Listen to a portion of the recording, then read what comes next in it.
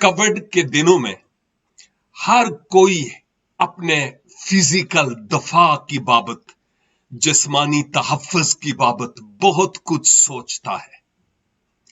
कई लोग मास्क पहनते हैं, हाथ वॉश करते हैं और वैक्सीनेशन लगाते हैं। ये सारी चीजें अपनी जगह पर सही हैं। सर्दी हो तो हम जैकेट्स पहनते हैं, गर्म शूज और सॉक्स पहनते हैं, इवन टोपी और मफलर स्कार्फ यूज करते हैं। कितना ज्यादा अपने तन का ख्याल रखते हैं हम, और रखना भी चाहिए, क्योंकि ज़ाते इलाही की तरफ से ये अमानत है।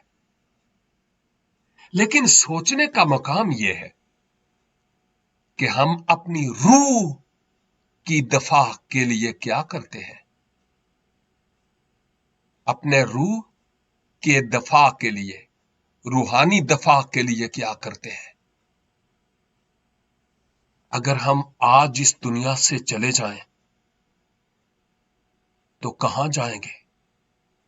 फिरदौसे बरी में या गंधक और आग से जलने वाली झील में?